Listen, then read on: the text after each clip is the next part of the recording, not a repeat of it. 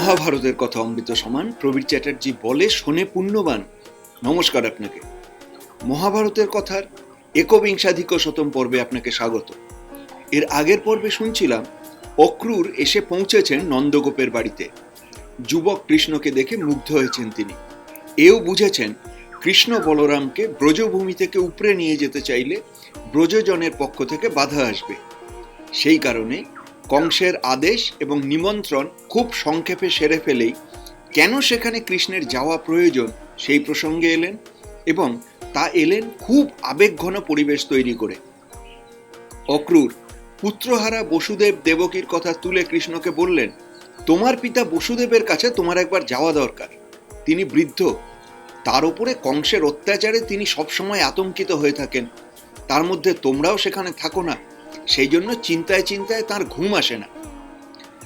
কৃষ্ণের মথুরা গমন নিশ্চিত করার জন্য অক্রূর এবার আবেগময়ী ভাষায় জননী দেবকীর হাহাকারটুকু মন্থন করে তুললেন সবার সামনে। বললেন, সেখানে তোমার মা দেবকী রয়েছেন, পুত্রের জন্ম দেওয়া সত্ত্বেও যার ছেলেরা কোনোদিন তার স্নেহ ক্ষীরবাহী স্তনদয়ে মুখ স্পর্শ করেনি। সেই দেবকীর কাছে একবার যাওয়া দরকার তোমার। পুত্র শোকে তিনি স্তব্ধ হয়ে আছেন। সদা সর্বদা তিনি চিন্তা করেন কবে তুমি ফিরে যাবে তাঁর কাছে। সেই কোন ছোটবেলায় তোমার সঙ্গে সেই দুর্ভাগা জননীর ছাড়াছাড়ি হয়ে গেছে। ছোটবেলায় যখন তুমি অর্ধস্ফুট শব্দে মিষ্টি মধুর কথা বলতে, সেই কথা তিনি কোনো দিনও কানে শোনেননি। তোমাকে ভালোভাবে জানবারও তিনি সুযোগ পাননি। এমনকি সেই শিশুপুত্রের চেহারাটা যে এখন কেমন হয়েছে তাও তিনি আন্দাজ করতে পারেন না। যে নারীর পুত্র হয়নি তার একটাই দুঃখ যে তার ছেলে হয়নি, কিন্তু পুত্র থাকা সত্ত্বেও যে নারী পুত্র লাভের ফলটুকু পেল না, তার চেয়ে দুর্ভাগা আর কে আছে। এমন যদি হতো যে অত্যাচারী কংসের হাতে বসুদেব দেবকী তাঁদের নিজেদের কারণে অপমানিত হচ্ছেন, তাহলে কৃষ্ণের কোনো দায় ছিল না। কিন্তু অক্রূর কৃষ্ণকে তাঁর আপন দায় স্মরণ করিয়ে দিয়ে বললেন, তোমার কথা শুনেই পাপমতি কংস তোমার পিতামাতাকে কষ্ট দিচ্ছে। যদুমুখ্যদের সভায় বসুদেবের ওপর কংসের অপমানটুকু উল্লেখ করতে ভুললেন না অক্রূর। বললেন, সেদিন সেই সভায় সকলের মাঝে কংস বসুদেবকে যে অপমানটা করল, তাতে উপস্থিত সকলের চোখে জল এসে গিয়েছিল। অতএব কৃষ্ণ, তোমার উচিত কাজ এখন বাবা মায়ের দুঃখ মোচন করা, পিতৃঋণ শোধ করার এই তো সময়। কৃষ্ণ অক্রূরের কথায় উদ্দীপ্ত হলেন, কিন্তু ক্রুদ্ধ হলেন না। ক্রোধ করা তাঁর স্বভাবই নয়। শুধু এক কথায় বললেন, ঠিক আছে, আমি মথুরায় যাব। অক্রূরের কথা শুনে কৃষ্ণের পালক পিতা নন্দরাজ এবং অন্যান্য গোপজনেরাও মথুরায় কংসের কাছে তাঁদের দেয় বার্ষিক কর এবং রাজার কাছে যেতে হবে বলে কিছু উপহার সামগ্রীও একত্রিত করলেন। গোপেরা গ্রামের মানুষ, অতএব সোনা দানা মণিমুক্ত নয়। রাজাকে দেবার জন্য যে সমস্ত উপহারের ব্যবস্থা করলেন তাঁরা, তার মধ্যেও গ্রাম্যতার ছাপ প্রকট। তাঁদের সবচেয়ে ভালো উপহার হলো গাই, বলদ, মোষ, এবং অপেক্ষাকৃত অসচ্ছল গোপজনের উপহার হলো দই, দুধ, ঘি। কংসের প্রাপ্য এই সমস্ত উপহার এবং দেয় বার্ষিক কর একত্র করে তাঁরা গরুর গাড়িতে সাজিয়ে নিলেন এবং সকলে মিলে জমায়েত হলেন নন্দরাজের বাড়ির সামনে। অক্রূর কৃষ্ণকে নিয়ে সেখান থেকেই রওনা হবেন। গোপজনের প্রধান ব্যক্তিরাও যাবেন তাঁদের পিছন পিছন। হয়তো তাঁদের একটু দেরি হবে। অক্রূর যেভাবে কংসের ধনুর্যজ্ঞে কৃষ্ণ বলরাম সহ সমস্ত গোপপ্রধানদের আমন্ত্রণ জানিয়েছেন, তাতে কংসের আশয়টুকু স্পষ্ট ধরা পড়েছিল। কোনো মহদাশয় নিয়ে কংস যে এই আয়োজন করছেন না এবং সেখানে গিয়ে যে কংসের সম্মুখীন হয়ে তাঁর যুদ্ধেরও অতিথি হতে হবে, একথা স্পষ্ট হয়ে যাওয়ায় কৃষ্ণ বলরামের সঙ্গে অন্যান্য গোপপ্রধানদের অনুগমটুকু আরো স্পষ্ট হয়ে উঠল। এখানে প্রশ্ন উঠতে পারে, জরাসন্ধের সহায় গর্বিত সশস্ত্র এবং সুরক্ষিত কংসের সামনে এই দধি দুগ্ধ বর্ধিত গোপবাহিনী কি করতে পারবে? মনে রাখা ভালো, কৃষ্ণের মোহন রূপের মধ্যে যতই চূড়া বাঁশি আর ময়ূরপুচ্ছের অপূর্ব শোভা থাকুক, তাঁর শারীরিক ক্ষমতা যে কতটা ছিল তার প্রমাণ মিলবে একের পর এক কংসের পাঠানো অনুচরগুলির নির্মম হত্যায়। কৃষ্ণজ্যেষ্ঠ বলরামও এ বাবদে কম যান না। হল, মুসল এবং গদা যুদ্ধে তাঁর মতো কৌশল সে যুগে কম যোদ্ধারই ছিল। অস্ত্রশস্ত্রের প্রয়োগের চেয়েও গোপজনের বিশেষত্ব ছিল যে ব্যাপারে, সেটা হলো তাদের শারীরিক শক্তি। এই শারীরিক শক্তির মাধ্যমেই মুষ্টিযুদ্ধ এবং দ্বন্দ্বযুদ্ধের ক্ষেত্রে তাদের ক্ষমতার প্রসার ঘটত। হাসের বালচরিত নাটকে বসুদেব যখন নিজের অলৌকিক শিশুপুত্রটিকে হস্তে ধারণ করার জন্য নন্দগোপকে বলছেন, তখন বিষ্ণু প্রতিম জগদ্ধারক শিশুকৃষ্ণকে ধরতে গিয়ে নন্দ নিজের ক্ষমতার কথা বলছেন। শুনুন বসুদেব, আমার শক্তির কথা। একটা ষাঁড় আমাকে তাড়া করেছিল, আমি সেই ষাঁড়ের শিং ধরে রেখে নিজেকে বাঁচিয়েছিল। দুধের ভার সমেত গরুর গাড়ি পাঁকে পড়ে গেলে আমি নিজেই সেগুলোকে পাঁক থেকে টেনে তুলেছি। নন্দ মহারাজের এই পরাক্রম নিবেদনটুকু কোনো গর্বোক্তি নয়। গোপকুলের অনেকেই এই দৈহিক শক্তি ধারণ করতেন। কৃষ্ণের মধ্যে এই শক্তির সঙ্গে যুক্ত হয়েছিল কৌশল। কাজেই কৃষ্ণ বলরামের পিছন পিছন শক্তি উৎসাহ সম্পন্ন গোপজনের মথুরা যাওয়াটার আলাদা তাৎপর্য আছে। কংস ভেবেছিলেন কৃষ্ণের পালক লালক ব্রজজনের কাছ থেকে বার্ষিক কর আদায় করে কিছু অর্থ উপার্জনও করা যাবে, আবার কৃষ্ণের ওপর তথা কৃষ্ণের পালক পিতার ওপর প্রতিহিংসাও মেটানো যাবে। কিন্তু তিনি এটা বুঝলেন না যে ব্রজজনেরা সবাই চললেন কৃষ্ণের দেহরক্ষীর মতো। এমনকি তার পালক পিতা নন্দ মহারাজও এ বাবদে পিছিয়ে রইলেন না। মহাভারতের কথা অমৃত সমান, প্রবীর চ্যাটার্জি বলে শোনে পুণ্যবান। আপনাকে জানিয়ে রাখি, আমি শুধুই কথক ঠাকুর নই, আমি একজন মিড লাইফ ট্রান্সফরমেশন কোচ। আমার মিশন হলো 1,00,000 জন 40 পুরুষকে জীবন বদলাতে শেখানো। সেই কাজ সংক্রান্ত আমার অন্য ইউটিউব চ্যানেলের ভিডিও দেখুন, ট্রান্সফর্মিং লাইভস নামের ফেসবুক গ্রুপ জয়েন করুন। মিড লাইফ মানে ক্রাইসিস নয়, মিড লাইফ মানে ট্রান্সফরমেশন। নৃসিংহপ্রসাদ ভাদুরী বলছেন, কৃষ্ণের সম্পূর্ণ চরিত্রের মধ্যে এই ব্যাপারটা ছিল। প্রচণ্ড উত্তেজনার সময়টুকু তিনি যে কিভাবে গলদ্ধকরণ করেন সেটা ভাবতেও অবাক লাগে। বৈষ্ণব সজ্জনেরা ব্যাপারটাকে তার অনন্ত লীলা মাধুর্যের একান্ত রীতি বলে মেনেছেন। অর্থাৎ ক্রোধের সময় যুদ্ধকালেও তার নৃত্য সুঠাম ভাবটুকু যায় না।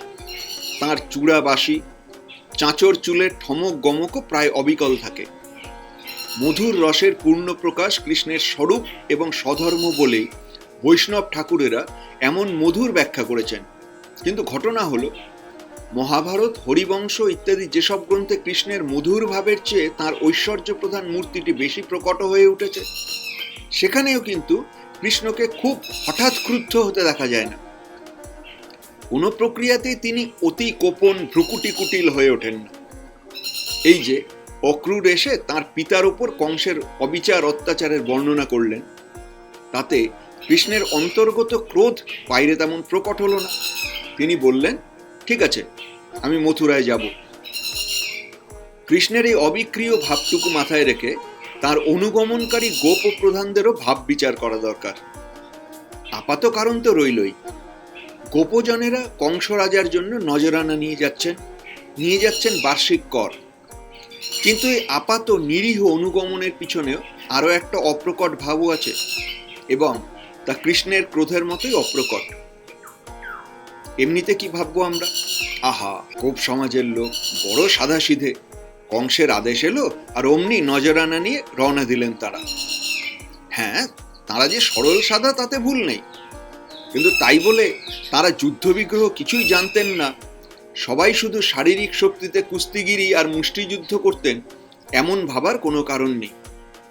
প্রকৃতপক্ষে গোপজনেদের অনেকেই ভালো রকম যুদ্ধ জানতেন। এর একটা প্রমাণ দেওয়া যাক। স্মরণ করুন মহাভারতের উদ্যোগ পর্ব। কৌরব পাণ্ডবেরা তখন যুদ্ধের আগে বড় বড় রাজাদের নিজের পক্ষে নিয়ে আসার চেষ্টা করছেন ব্যক্তিগত উদ্যোগে। দুর্যোধন এই উদ্দেশ্যে পাণ্ডব অর্জুনেরও আগে পৌঁছলেন দ্বারকায়।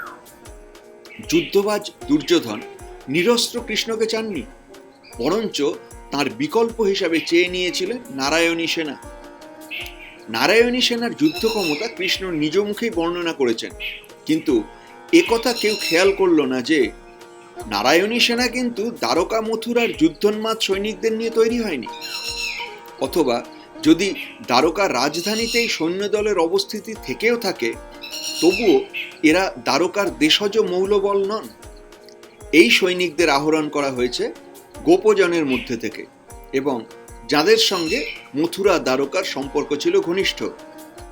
কৃষ্ণ দুর্যোধনকে বলেছিলেন যে নারায়ণী সেনা শুধু গোপেদের নিয়েই তৈরি এবং তারা যুদ্ধে কৃষ্ণকেও হারাতে পারেন।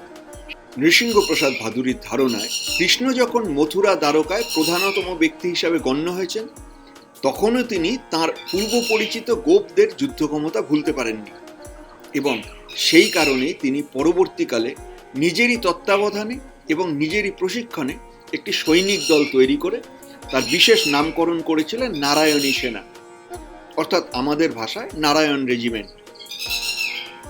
এবার যদি ভাবেন মাত্র একটা প্রমাণ কোনো কাজের কথা নয়, কৃষ্ণের মুখে নারায়ণী সেনার গঠনে গোপালকদের অন্তর্ভুক্তির কথা শুনে আমরা ভুলব না, তাহলে মহাভারতের শল্য পর্বে ধৃতরাষ্ট্রের বিলাপোক্তি শুনুন। তিনি বিরুদ্ধ পক্ষের লোক এবং দুর্যোধনের সাধের নারায়ণী সেনার অনেকেই অর্জুনের হাতে ততদিনে নিহত। ধৃতরাষ্ট্র এই সময় ভীষ্ম দ্রোণের মৃত্যু, পুত্রদের মৃত্যু নিয়ে যেমন বিলাপ করছেন, ঠিক তেমনই বিলাপ করেছেন নারায়ণী সেনার নিধন নিয়ে। কিন্তু ধৃতরাষ্ট্রের মুখেও সেই সেনার গঠন হল নারায়ণা হতা যত্র গোপালা যুদ্ধ দুর্মদা, অর্থাৎ গোপালকদের নিয়ে তৈরি দুর্দম নারায়ণী সেনাও হত হয়েছে। এখানে নারায়ণী সেনা আমাদের কাছে গুরুত্বপূর্ণ নয়, গুরুত্বপূর্ণ তথ্য হলো এই সেনার ব্যক্তি গঠন, যেখানে গোপালকেরা আছেন। অতএব আজ যারা কৃষ্ণ আর অক্রূরের পিছন পিছন মথুরায় চলেছেন, তারা যেসব নিরীহ গোবেচারা গোছের লোক তা না ভাবাই ভালো।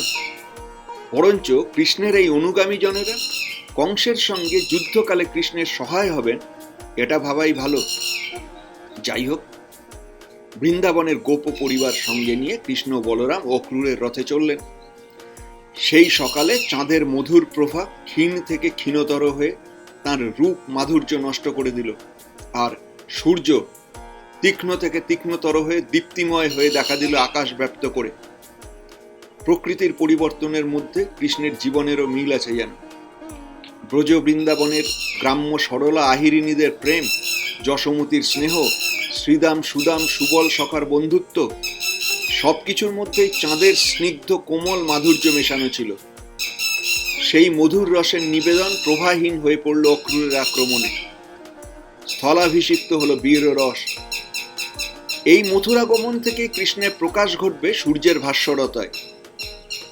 বৃন্দাবনের একান্ত ভূমিতে যে মধুর রসের নায়কটি ছিলেন, তিনি এই মথুরা গমনের পথ ধরেই ক্রমে ক্রমে সমস্ত ভারতের অবিসংবাদিত নায়কে রূপান্তরিত হবেন। তারপর কি হবে সে গল্প শুনুন মহাভারতের কথা দ্বাবিংশাধিক শতম পর্বে। মহাভারতের কথা অমৃত সমান প্রবীর চ্যাটার্জি বলে শোনে পুণ্যবান।